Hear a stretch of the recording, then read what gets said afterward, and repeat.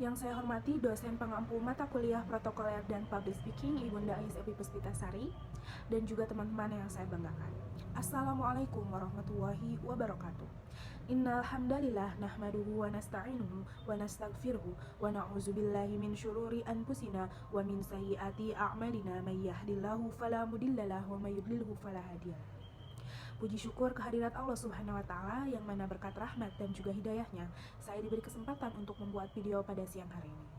Salawat dan salam semoga selalu terlimpah curahkan kepada junjungan kita, yakni Habibana wa Nabiyana Muhammad Sallallahu Alaihi Wasallam. Sebelumnya, perkenalkan, nama saya Gina Mutia Ulfa, saya mahasiswi dari Universitas Muhammadiyah Bandung, Prodi Ilmu Komunikasi Angkatan 2022. Video ini dalam rangka memenuhi tugas dari mata kuliah, protokoler, dan public speaking. Dalam kesempatan yang berbahagia ini, saya akan mengajak kawan-kawan berdiskusi tentang sebuah permasalahan yang cukup mendarah daging di Indonesia, yakni patriarki. Berbicara tentang patriarki, masih bisa dibilang ini merupakan bahasan yang sensitif dan cukup tabu di Indonesia. Akan sangat banyak opini, kasus, dan juga diskusi-diskusi yang menyenangkan begitu pula menegangkan tentang patriarki ini. Sebelum jauh membahas tentang patriarki, terlebih dahulu kita samakan persepsi tentang patriarki itu sendiri. Patriarki itu sendiri merupakan sebuah sistem sosial tentunya yang menempatkan pria posisinya lebih tinggi dibandingkan perempuan, baik dalam politik, otoritas moral, hak sosial, dan penguasaan properti atau lain-lainnya. Jadi dapat disimpulkan bahwa patriarki itu adalah konstruksi sosial yang menempatkan laki-laki berada posisi di atas perempuan. Ketika saya berbicara tentang patriarki, sejujurnya ini cukup menguras emosi, karena bagi saya perempuan, patriarki itu memang sangat merugikan. Tanpa disadari, patriarki memang sudah jauh ada sebelum manusia beranjak modern. Patriarki telah digunakan atau telah berlangsung sejak manusia dari sebelum mengenal tulisan, bahkan pada saat manusia masih berburu untuk bertahan hidup. Namun, sekarang yang akan kita bahas adalah contoh dari perlakuan-perlakuan atau kegiatan-kegiatan patriarki yang masih berlangsung di era modern seperti ini dalam kehidupan sehari-hari. Untuk yang pertama, contohnya adalah seorang istri yang harus selalu menurut kehendak suaminya, tanpa sedikit pun diberi ruang untuk berdiskusi, tanpa sedikit pun diberi kesempatan untuk menyampaikan opininya. Dalam hal ini, taat kepada suami memanglah sebuah hal yang harus dilakukan oleh seorang istri. Akan tetapi, untuk menghilangkan budaya patriarki, alangkah baiknya ketika suami memberikan ruang berdiskusi dan mendengarkan opini yang disampaikan oleh pihak istri.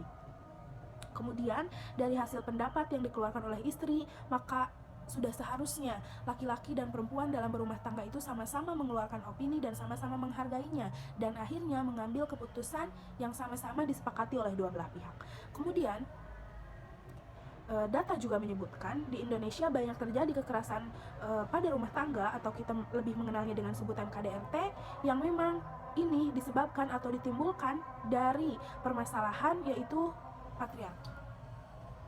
Jadi budaya patriarki ini banyak menyebabkan kasus-kasus KDRT yang terjadi di Indonesia.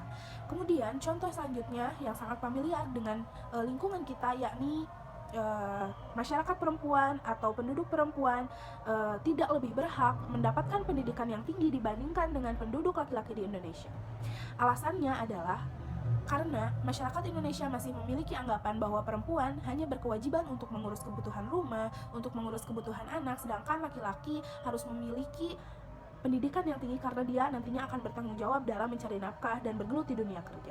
Akan tetapi, persepsi yang harus kita benarkan adalah, pun nanti pada akhirnya wanita memang harus mengurus rumah dan mengurus anak, tetaplah harus memiliki pendidikan yang tinggi agar hasilnya anak yang diurus dan rumah tangga yang tercipta juga memiliki kualitas yang bagus, karena diurus atau dikelola oleh seseorang yang memiliki pendidikan yang sangat baik.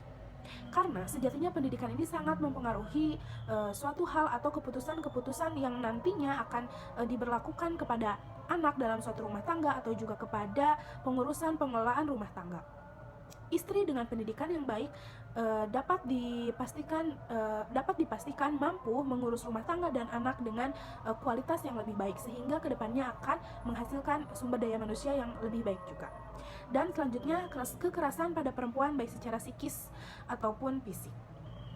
Saya selaku perempuan sangat sering terjadi mendapatkan perlakuan yang kurang senonoh ataupun yang kurang baik dilakukan terhadap perempuan, namun masyarakat di Indonesia masih memaklumi atau mewajarkan hal itu. Misalkan hal yang sering kita temui di jalan ketika seorang perempuan berjalan, entah itu mengenakan baju yang kurang tertutup, bahkan yang menggunakan baju tertutup pun masih mendapatkan catcalling, di mana catcalling itu ketika seorang laki-laki atau siapapun itu, baik laki-laki terhadap perempuan atau perempuan terhadap laki-laki, menggunakan kata-kata yang tidak senonoh atau tidak sopan memanggil perempuan ketika sedang berjalan, yang notabene orang yang dipanggil itu tidak kenal sama sekali. Hal ini termasuk kepada kekerasan yang masih sering dirasakan oleh perempuan-perempuan di Indonesia tentunya. Hal-hal negatif yang ditimbulkan dari adanya budaya patriarki yang telah mendarah daging di Indonesia. Kerugian tidak hanya dirasakan atau didapatkan oleh pihak perempuan, namun kerugian yang didampakkan oleh budaya patriarki ini jelas akan terasa dampaknya bagi kaum laki-laki dan juga negara, disadari ataupun tidak. Mari kita bahas satu persatu. Pihak wanita jelas dirugikan dalam hal ini. Banyak sekali hak-hak dari perempuan atau dari wanita yang tidak dapat terpenuhi dengan adanya budaya patriarki ini. Contohnya, ketika hak dan peluang wanita untuk mendapatkan pendidikan yang layak dan tinggi tidak terpenuhi karena terbatasi atau terhalangi dengan adanya budaya patriarki ini yang beranggapan bahwa perempuan tidak terlalu berhak atau tidak seberhak laki-laki dalam mendapatkan pendidikan yang tinggi. Kemudian, kerugian juga akan dirasakan oleh laki-laki, disadari ataupun tidak. Ketika budaya patriarki memandang bahwa kewajiban perempuan adalah mengurus rumah, memasak, menyapu, membersihkan rumah dan sebagainya, maka akan timbul ketidakinginan laki-laki dalam mempelajari hal-hal tersebut seperti memasak, membereskan rumah dan sebagainya, yang pada hakikatnya pekerjaan-pekerjaan ini merupakan modal utama seseorang untuk hidup, baik laki-laki maupun perempuan. Efek yang akan ditimbulkan ketika laki-laki tidak memiliki keterampilan dalam melakukan hal-hal tersebut adalah ketergantungan terhadap perempuan. Ketika sosok perempuan tidak hadir dalam kehidupan laki-laki, maka tidak sedikit kasus laki-laki yang bisa dikatakan berantakan atau kesusahan dalam menjalani hidup. Bahkan ditemui dalam beberapa kasus bahwa banyak laki-laki yang bunuh diri ketika dia kehilangan sosok perempuan. Banyak laki-laki yang sakit, banyak laki-laki yang terlantar ketika tidak ada sosok perempuan dalam hidupnya untuk mengurusi kehidupan sehari-hari yang pada hakikatnya itu adalah sebuah modal utama dalam menjalani kehidupan. Dan kemudian yang selanjutnya adalah negara. Negara sangat dirugikan dengan adanya budaya patriarki yang mendarah daging ini. Banyak potensi-potensi perempuan yang memang terhalangi dan terbatasi oleh budaya patriarki yang ketika nanti digunakan atau misalkan diberdayakan oleh pemerintah, itu akan mendapatkan feedback yang baik terhadap pemerintah, sehingga mampu membantu pemerintah dalam meningkatkan baik dalam pembangunan ekonomi, pembangunan infrastruktur dan sebagainya. Dengan adanya hal ini, saya selaku perempuan tidak ingin mempersuasif atau tidak ingin mempengaruhi kaum perempuan untuk berlomba dengan kaum laki-laki. Tetapi yang saya ingin sampaikan di sini adalah bagaimana cara perempuan menghargai laki-laki dan laki-laki pun menghargai perempuan.